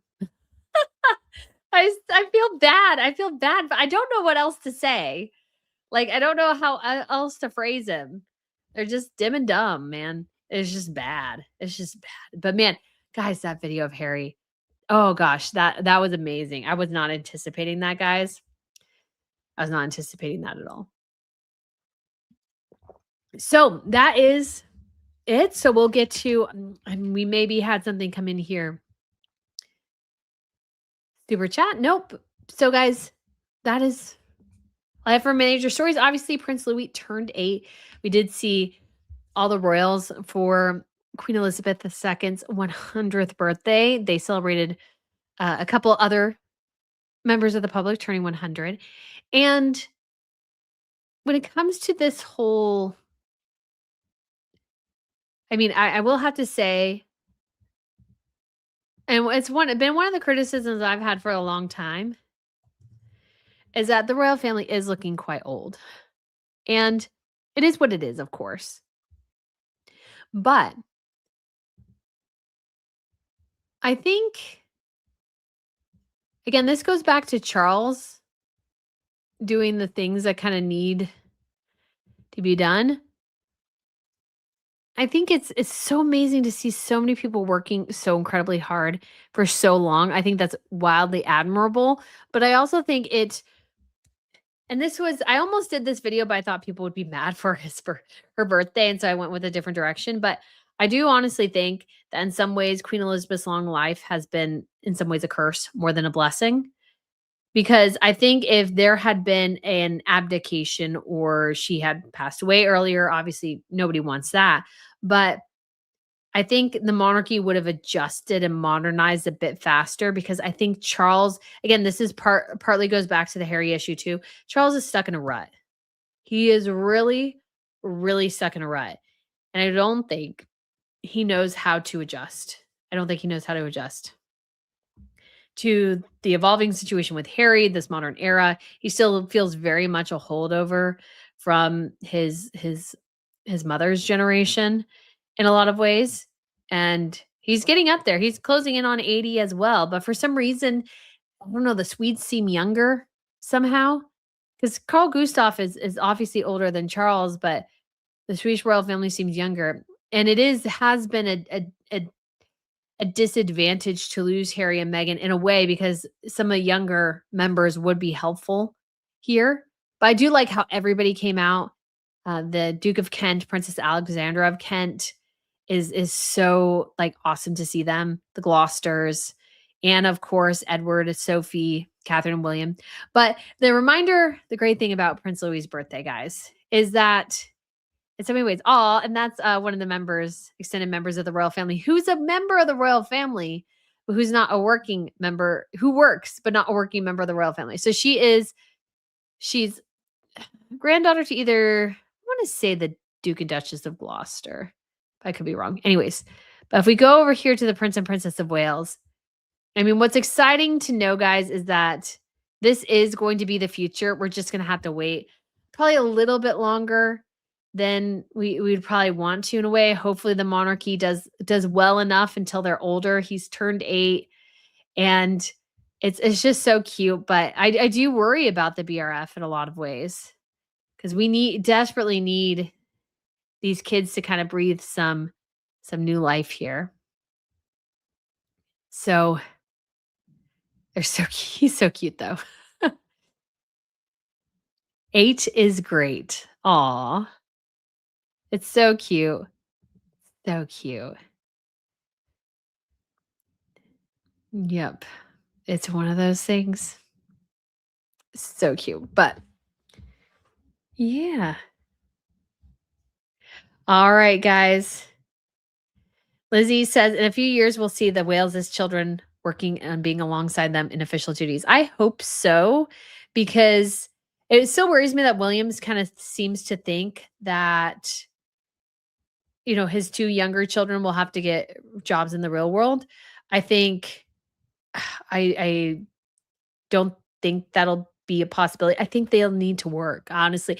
Even the slimmed down monarchy, you need, I think, a little bit more than just Catherine and William and George and whoever George's wife is. I think you need more than that.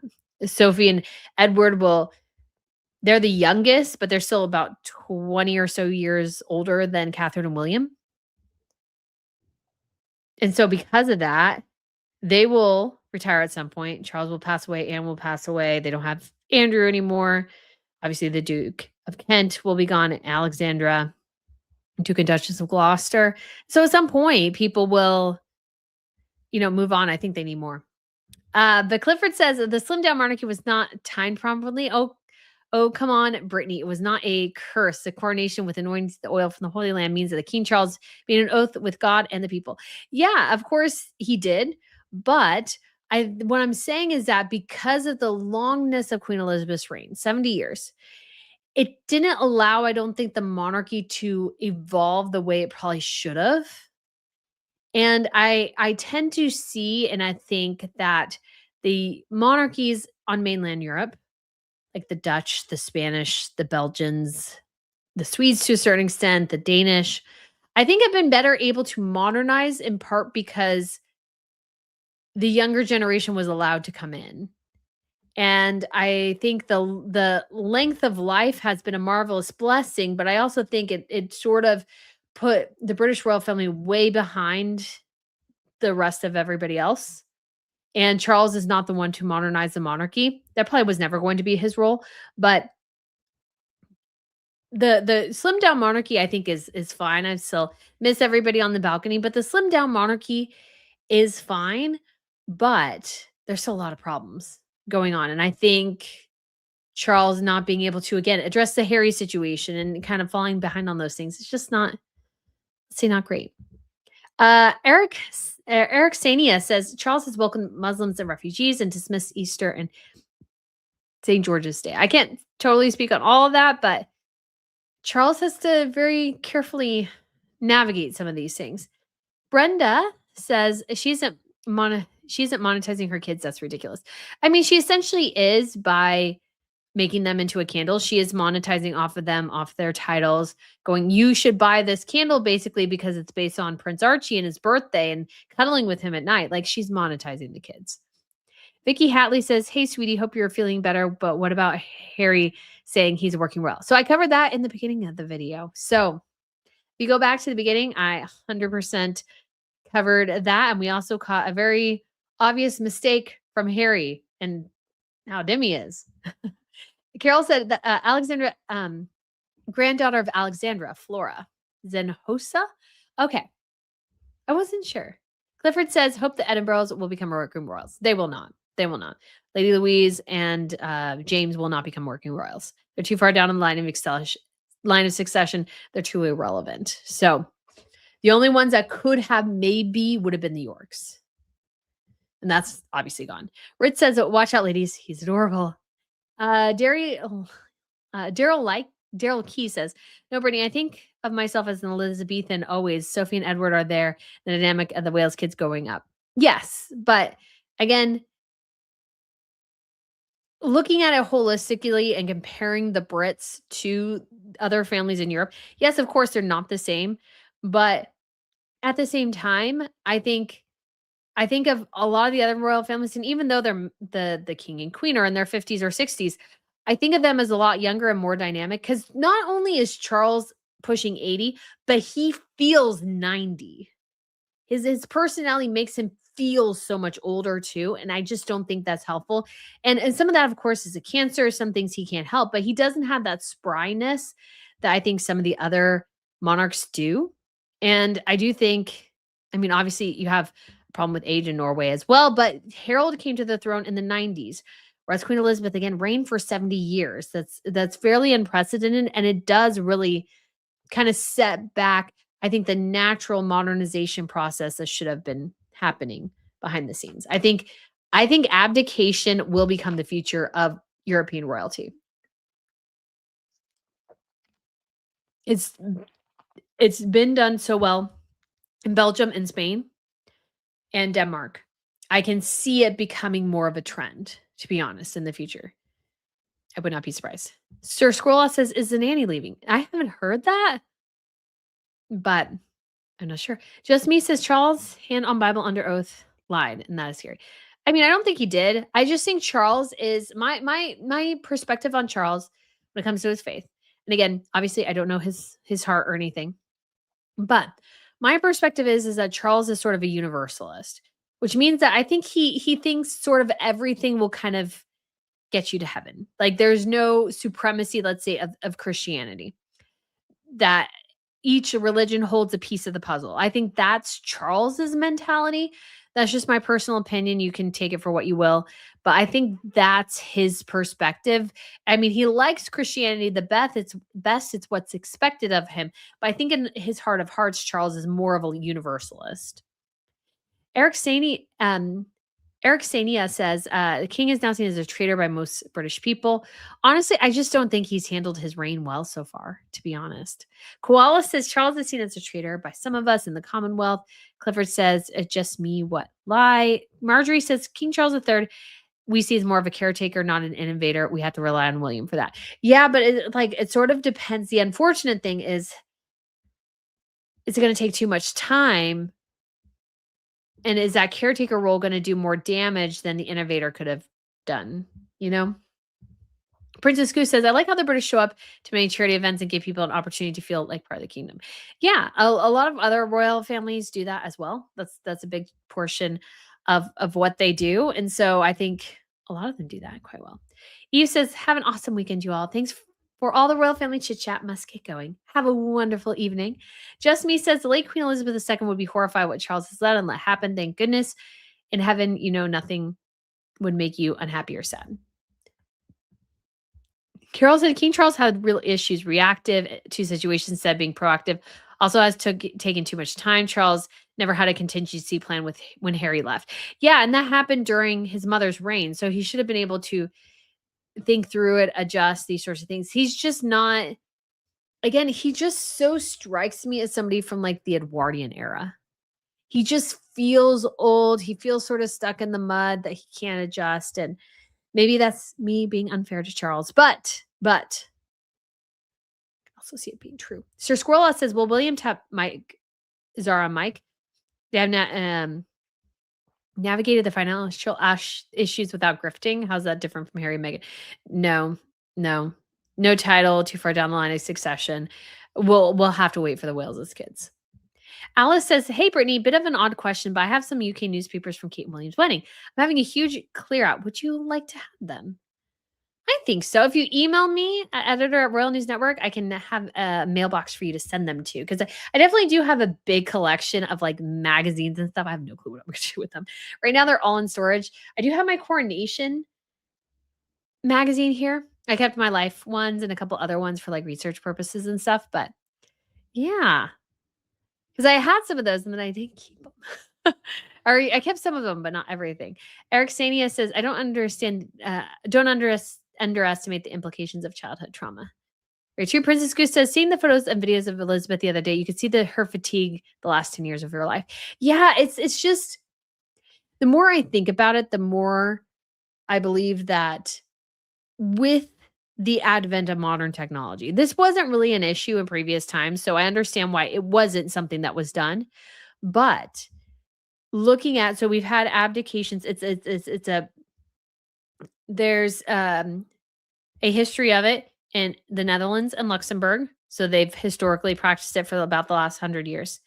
And then we've had abdications unexpected in Denmark, Belgium, Spain, also Japan as well.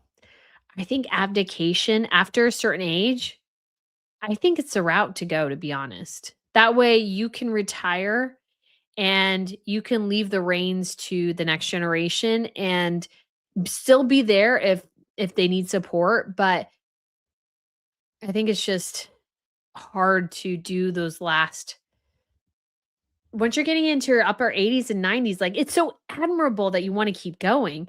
But at the same time, I think sometimes that's worse in the longevity of things. The Brits are just such a unique example of that. Obviously, Harold is going to turn 90 next year, Harold, King of Norway.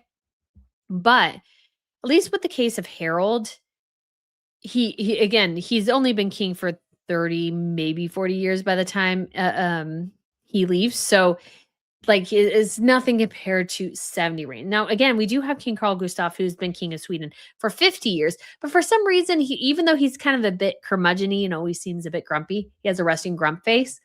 I don't think of Sweden as quite as behind the times as I do the Brits. Even though Carl Gustaf is older than Charles. He actually seems younger than Charles, whereas Charles seems to be in his 90s. And again, Carl Gustaf in his 70s. So just an interesting process there. Jenny or Song says, what do we think Harry and Meghan should be doing to make a living since they left? What job do you think Harry could reasonably get to support his family? Just curious what you think he should have done. So, I mean, that's a $50,000 question. And if you're going to leave, you should have an idea. I don't think Harry and Meghan, either one of them are suited for the roles of creatives and being producers. I don't think either one of them are particularly good at that. They're not creatives. And there's nothing wrong with that. I'm not sure what he could have done. Because the problem is he had no training really to do anything else. And he wasn't really smart enough to do anything else. Not that you have to be dumb to be a working royal, but that he just didn't really seem to have a desire to go off into a different area. And again, I think this comes back to the fantasy Meghan sold Harry of leaving, developing in California, that they would, have this huge success. Everything would be great. And no. And none of it ended up to be true because it just never was true in the first place. They were never going to get what they wanted out of it. And that was because she wasn't particularly adept at their area of expertise or alleged expertise. And that causes problems and friction. You can't take somebody out of their designated path and just expect it to not have repercussions. It's just one of those things where it just caused damage, I think. And Harry went out. He didn't have a plan. His plan was Meghan. That's a problem. If Harry had a business idea he had worked on, if he had a career he had an interest in, great. But the whole idea was, we leave, we'll get money for trading off the royal family. And that's not a job. And that has a natural shelf life. And he should have had, if he was going to leave, he should have had a plan in place. He should have known what career he wanted to pursue, how he wanted to pursue it.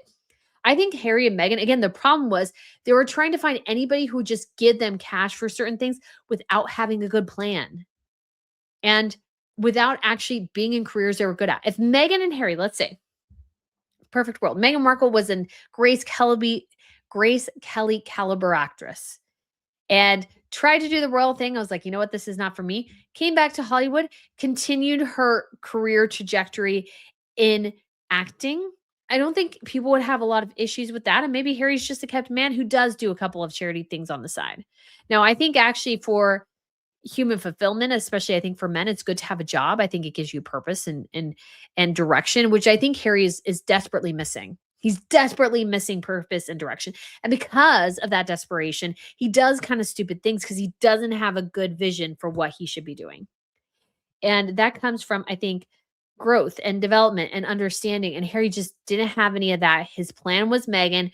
Her plan was get somebody to pay us to live in Hollywood. And that was like the extent of the plan. I mean, I want to think they had a plan, but I don't really think they had a plan. I don't think so. They just wanted to go for the cash grab. And the cash grab, at the end of the day, guys, is always going to be hollow. Clifford says the BRF have been modernizing at their pace. The comparison to European royals is wrong. They do not get any coronation, will not happen in the BRF. But sometimes you can't modernize at your own pace, but the modernization might outpace you. That's the sort of the problem that you might run into, is that people modernize faster than you can keep up with them.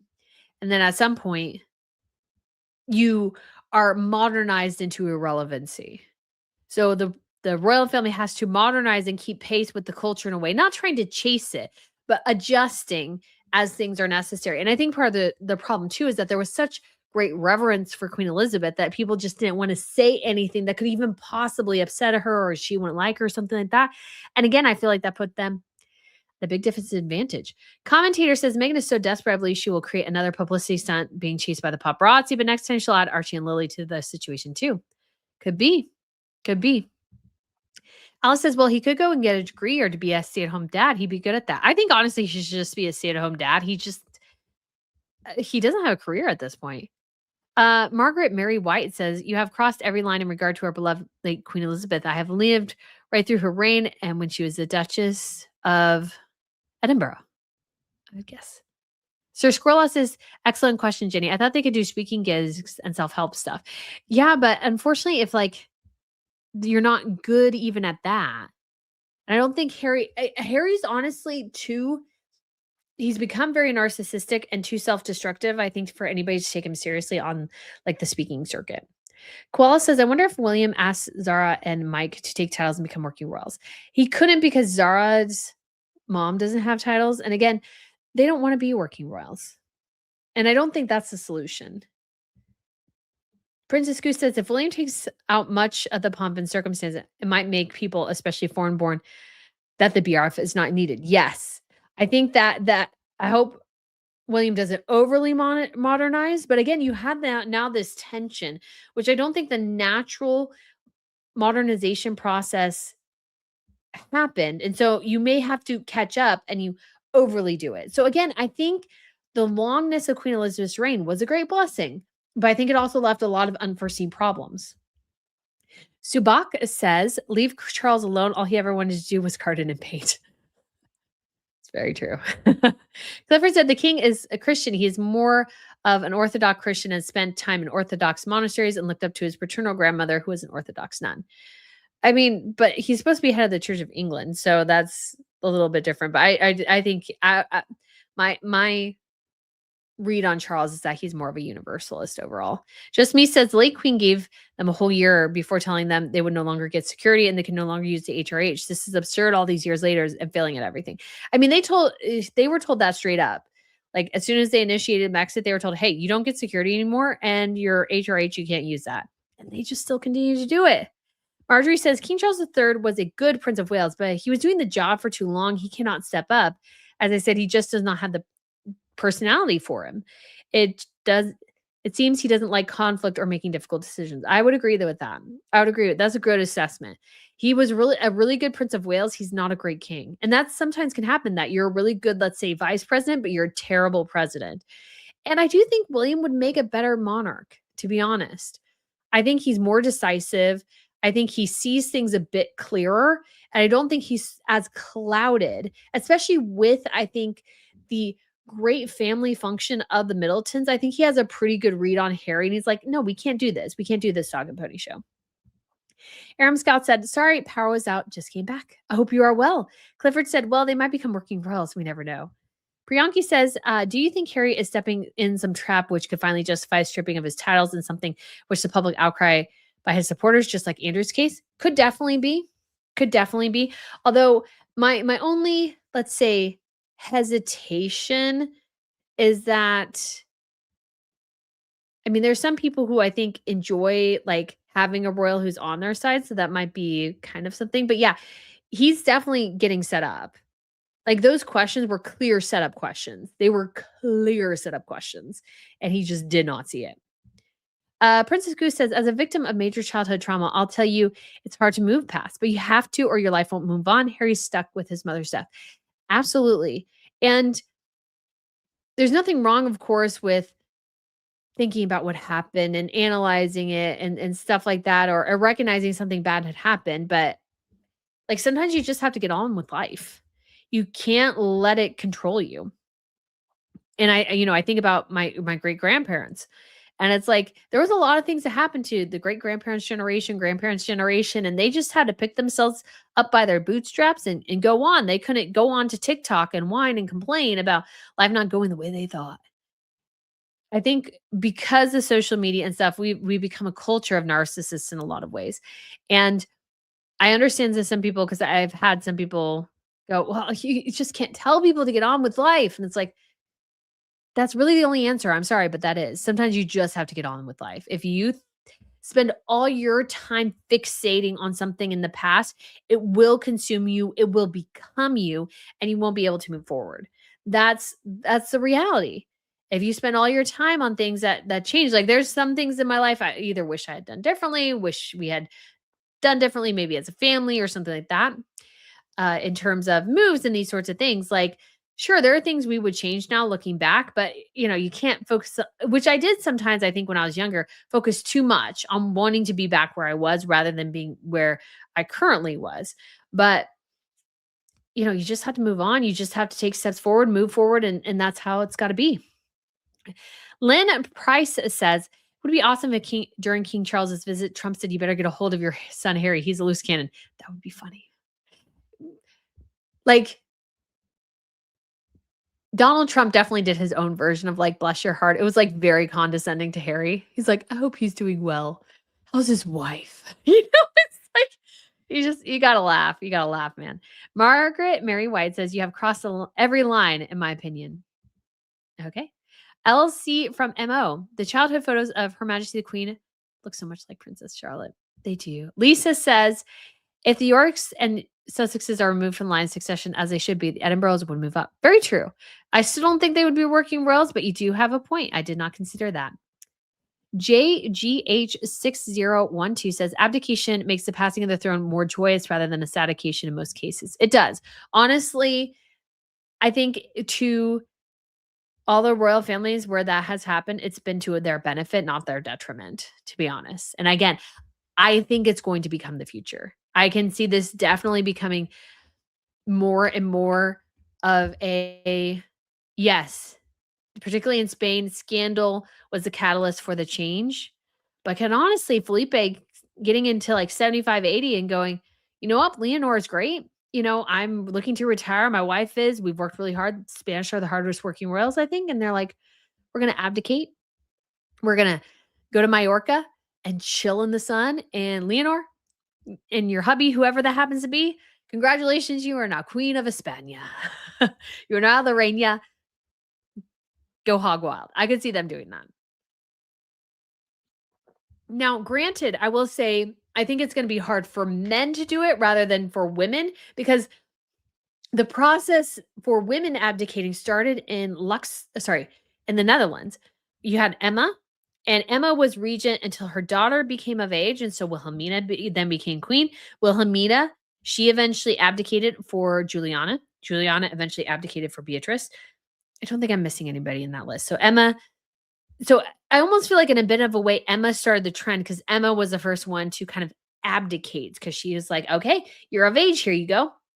And then Wilhelmina is like, you know what? I want to abdicate. And then Juliana's like, I want to abdicate. And Beatrix is like, I'm going to abdicate. And of course, King Wilhelm Alexander will abdicate. But I just do find it interesting that I think it's a bit easier for women to do. But at least in the case of Japan, it was totally voluntary for the former emperor. He's like, I'm having health issues. My wife is having health issues. We just want to be done with this.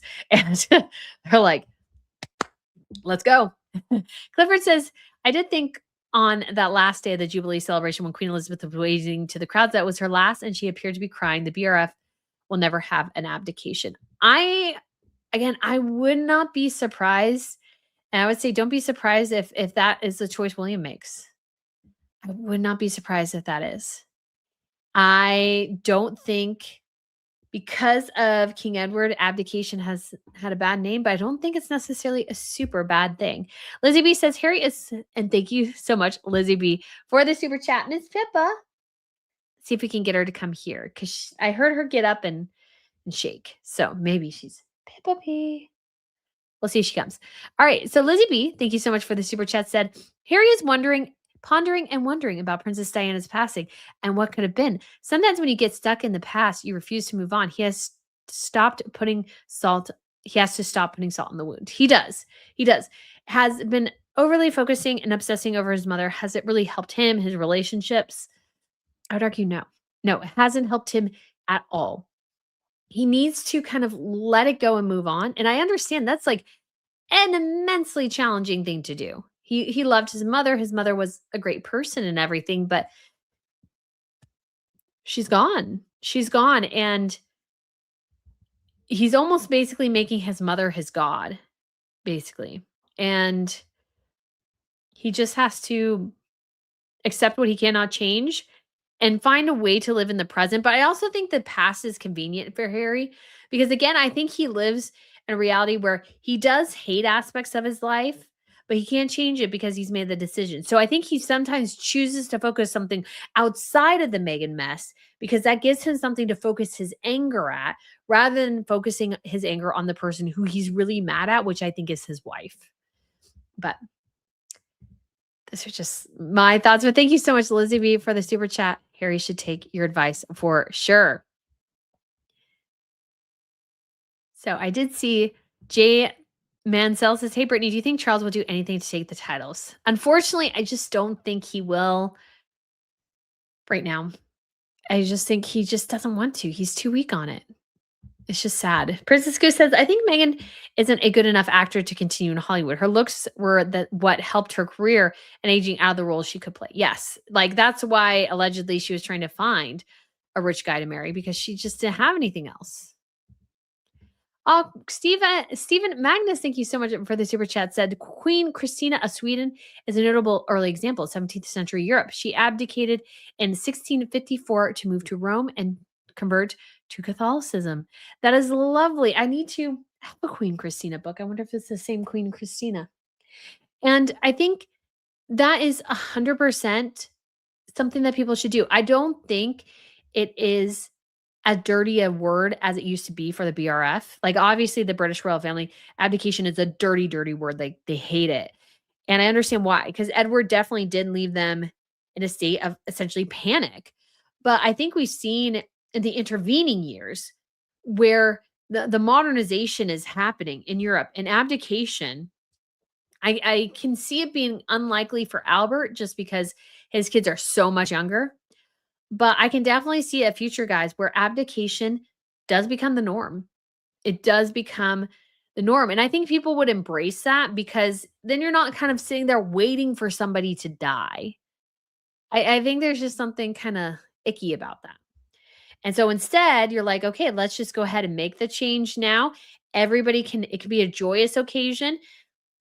Former monarch can go off, hang out with the grandkids. I mean, Princess Beatrix, part of the reason she abdicated is her husband had passed away and one of her sons had passed away. Frizzo died in an avalanche accident. He survived for a period of time afterwards, but he was like brain dead and eventually died.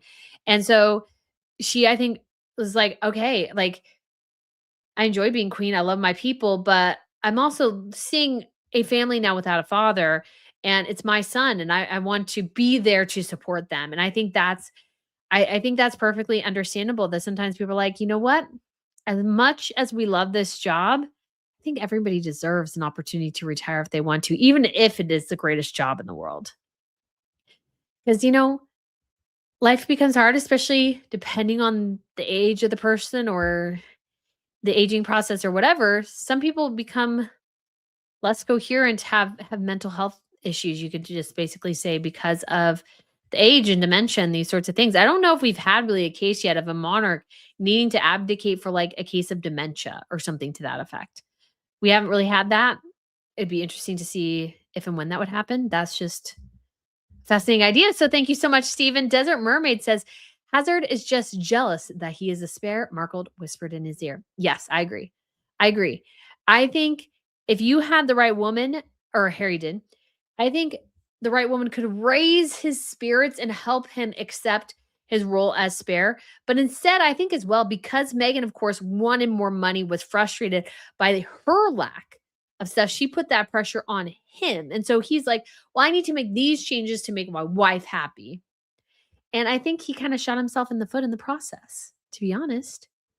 I think he really shot himself in the foot. And it's just really, really unfortunate because Harry, I think, was happy. And this is what we're seeing, guys. So I have always speculated that Harry and Meghan wouldn't make it in part because Harry, at some point, he has changed everything to suit his wife. But at some point, your natural inclinations will come out if it's not a true change of heart and character, or if it wasn't a change made for good reasons. Like Harry giving up his guns. Did he really want to stop hunting, or was he forced to stop hunting? At some point, he's maybe going to go, you know what? I kind of liked hunting and want to go back to hunting. I think royal family stuff is kind of like that. I think he did go from a spot of, oh, I like this, to no, now I don't, because Meghan's whispering in his ear. I was like, well, we can do our own thing. And then that doesn't totally work. And then he's like, well, I want to do this again. This is what I was born to do. And then it's like, but then why did you leave?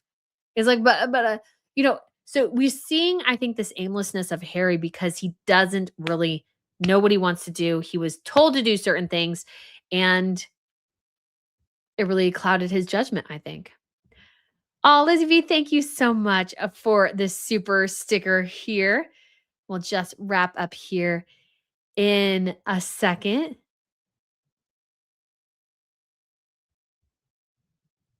Oh, Clifford says, please do not forget to click the like button. Why, thank you.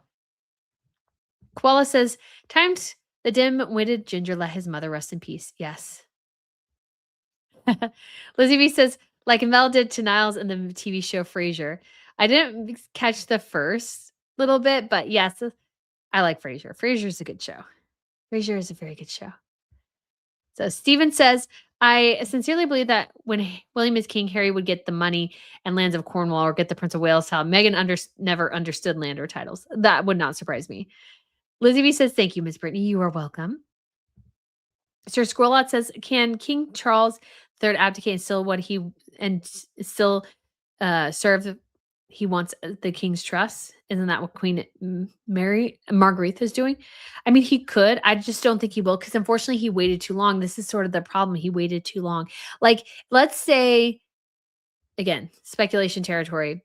For whatever reason, Queen Elizabeth in the early 2000s was unable to reign any longer for whatever reason. And Charles served for 20 years and then gets his cancer diagnosis. He could then go, you know what? I'm going to give the throne to my son. I'm going to abdicate to take care of my health. And I think that could have been healthy and a way to do it. So guys, we will wrap that up here. Thank you so much for tuning in. Let me see one more time. Let me call one more time. See if I can get her. Miss Pippa. Where's the baby? Okay. She's giving me the side eye going, I'm sleeping on my blanket, and you made me do so many things. She's so stressed. Poor baby. But Lizzie B says here real quickly before we tune out, Ms. Brittany, the wine episode where Niles wanted to support Frasier to be president of the wine club. Oh yeah, and then Mel whispered in his ear and asked him why he didn't want to do that for himself. Yes, very much so. So, and Chantal says, Monday is King's Day in the Netherlands. Everything will be dressed in orange. Tess, yes, I am so bummed. I'm hoping to make it to a King's Day one year, but the town it was in, it was so tiny. There were like no accommodations. So I'm hoping I'll have to look in next year and see if it's in a bigger town because I do want to do it. I just need to make sure I can, like, I guess they had announced it and like every hotel in the area was already booked when they announced it. I was like, okay. Oh, Teresa Hold'em says, hello. Thank you so much, guys. Thank you so much for tuning in. We will have more things hopefully this weekend. Lots for me to do, to pack for Sweden, in addition to organizing the chaos. So guys, thank you so much again for all your support. Much love to you. Have a wonderful weekend, and I shall speak to you again very soon.